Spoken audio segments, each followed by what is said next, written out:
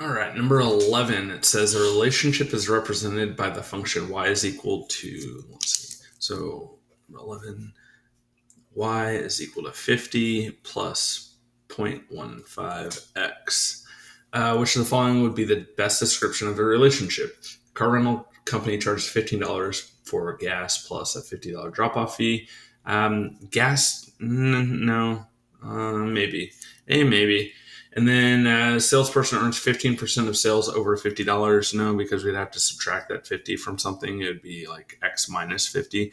So B's out of the question. C, a cell phone company charges $50 per month plus 15 cents per minute used. C is definitely possible. And then D, you can download 50 songs for free.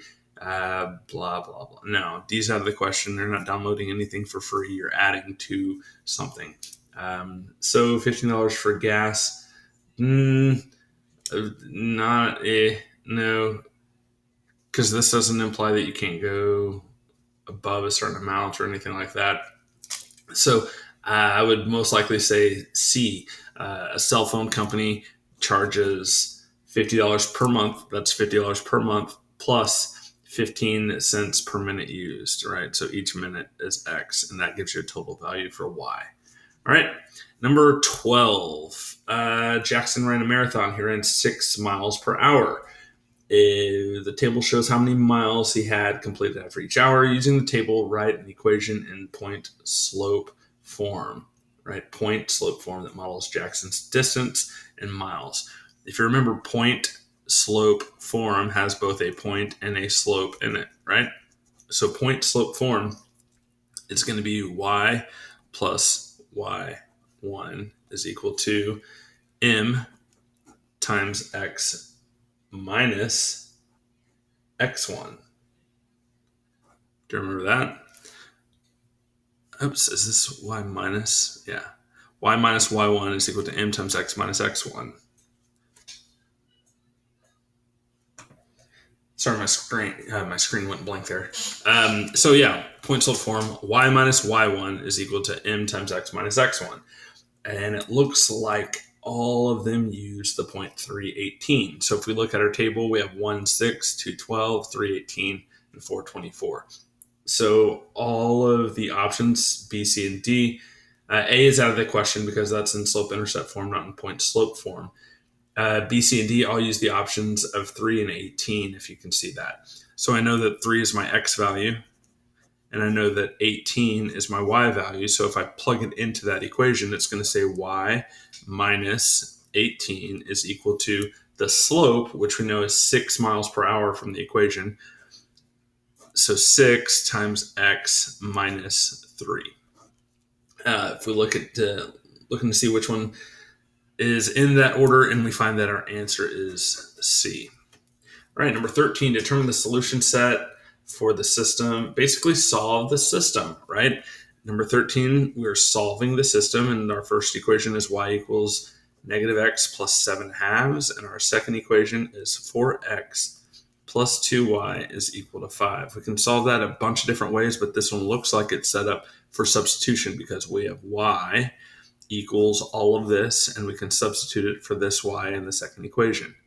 So my new equation is going to say 4x plus 2 times all this up here, minus x plus 7 halves, and then back to the rest of this equation. So if you look, it's this equation, but instead of y, we're substituting all of that information. So I distribute and solve, and I get 4x minus 2x plus 7 is equal to 5. Combine like terms, and I get 2x plus 7 equals 5. Subtract 7 on both sides, and I get 2x is equal to negative 2. Divide by 2, and I get x is equal to negative 1. Now, what on earth do I do with that information? Take that, hold on to it, and plug it back in here, and I get y is equal to negative 1 plus 7 halves. And that tells me that that's a positive 1, so y is equal to 1 plus 7 halves. And that is going to give me either y is equal to 9 halves, because I'm going to multiply and add, right? 9 halves. So I know that my answer is at negative 1 comma 9 halves. And we see that that is B. Our answer is B. Number 14. Number 14 says, which coordinate pair is a solution to 4x plus 2y is less than negative 6? So 4x plus 2y is less than negative 6. We need to solve for y. So subtract 4x on both sides, and I get 2y is less than negative 4x minus 6 divided by 2. Divide everything by 2, and I get y is less than negative 2x minus 3.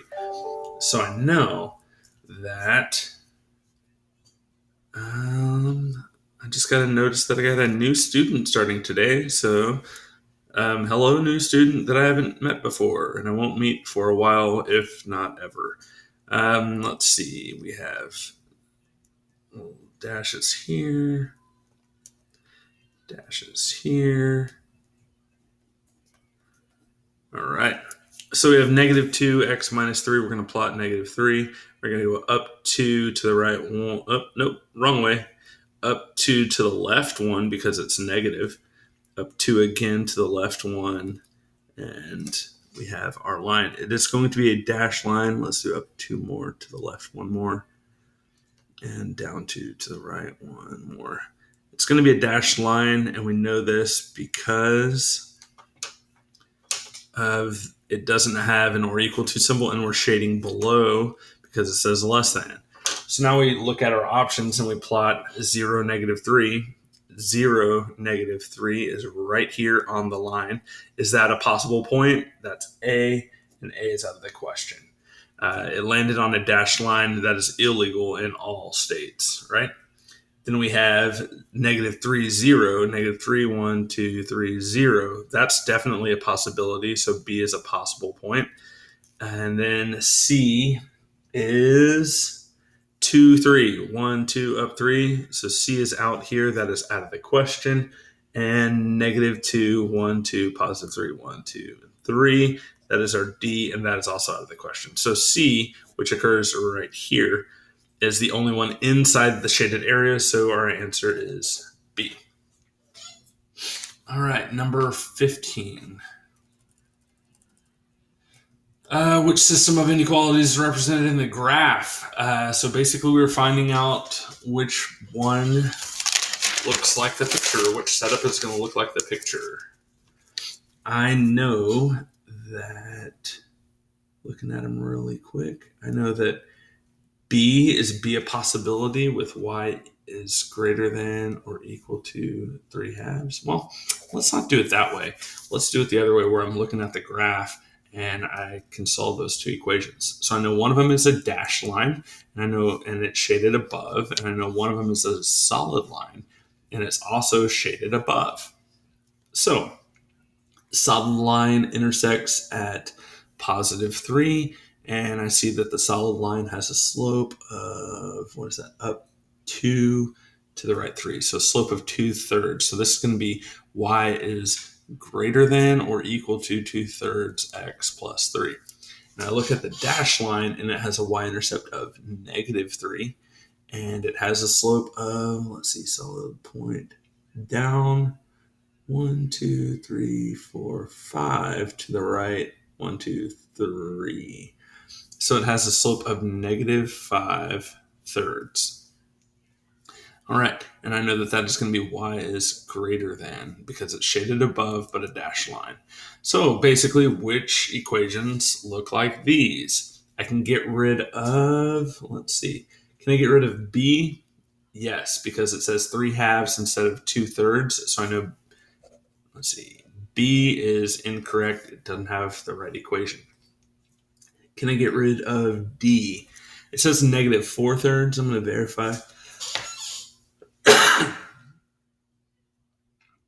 Yes, it should be negative 4/3. Sorry about that. Excuse me. Should be negative 4/3 x minus 3, and that is a possibility. So we need to look at D and solve that first equation to see if it matches up with this one. And let's see. Excuse me. All right. But real quick, let's look at C, and it says 2/3, so I know I can get rid of C. Oops, 2/3 X. No, can't get rid of C. Oh, man. Sorry, this cough has me all messed up. So I know that A, C, and D are still possible. Let's go ahead and look at... Let's look at C real quick, and I'm going to move things around to see if it equals this one. Negative 4x minus 3y is greater than 9. I'm going to add 4x to both sides, and then I get negative 3y. And I already see the issue with this one. Whenever I divide by that negative, I'm going to have to flip my sign. So C is out of the question. Let's look at D. D says negative 3x plus 2y is less than or equal to 6. And I'm going to have to add 3x. Add 3x. And I see the issue with this one already. We're going to have to divide by 2. And it's going to be 3/2 instead of 2/3. So D is also out of the question, which leaves us with A. And there we have it. Yes, A. If you look at A in the second equation, it starts off with the less than, and you're tempted to say no. But remember, we divide by that negative and it changes our sign. So that one would end up as a greater than, leaving A as a good answer. So that is number 15. Number 16. Hopefully my coughs are done here. Number 16, solve the literal equation. And it is y equals mx plus b, and we want to solve for m. So we're moving everything away from the m. We're going to subtract b on both sides, and I'm going to get y minus b is equal to m times x, and we're going to divide by x on both sides. We're just getting everything away from the m. So that would be our ultimate answer, y minus b divided by x. There's a couple of ways it can look, but we see that that is an answer for D. That is our answer. Number 17, the graph shows the relationship between the number of cakes and number of pies a club must sell. What does the y-intercept mean? Remember, y-intercept occurs at the y-axis. So that one occurs at 20. And then it says cakes over here. So we're looking for 20 cakes. So the maximum number of cakes the club sold at the bakery sale. Maybe. A is a maybe. B, the number of pies. No, B's out of the question because now we're talking about pies and that one has cakes. Then C, the maximum number of pies the club had to sell to at the bake sale. No, once again, we're talking about cakes, not pies. And D, the number of cakes the club had before the beginning of the bake sale. We don't know. We don't know what they had before the beginning of the bake sale. And we know that the maximum number of cakes the club sold at the bakery was that point, right? This represents all the cakes and pies that were sold, and that would be the maximum they needed to meet their goal. So our answer is A.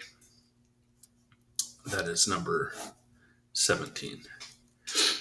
All right, number 18. I've got a couple minute and a half left. Maybe I can get through 3 of them. Airline passengers pay $325 to Florida. The price, customers may check one piece of luggage. There's a $20 fee for each additional piece of luggage. That additional piece of luggage. So our first piece of luggage, we're paying $325. And then we have our luggage. So our cost. We have our luggage. It's going to be P minus 1 because that first one is free. Then times 20. Or you can flip those two around. So we know that we will get charged $20 for each piece of luggage, but the first one is free. So we know that it must look like this. That answer is A. C says $20 per piece of luggage, including the additional free or including the free one. That's wrong. D says you're paying for $20 for all of your luggage, and that's also what C says. You're paying $20 total for all of your luggage. No. Number 19. Let's see. I'm about to run out of time, so I'll start number 19 on the next video.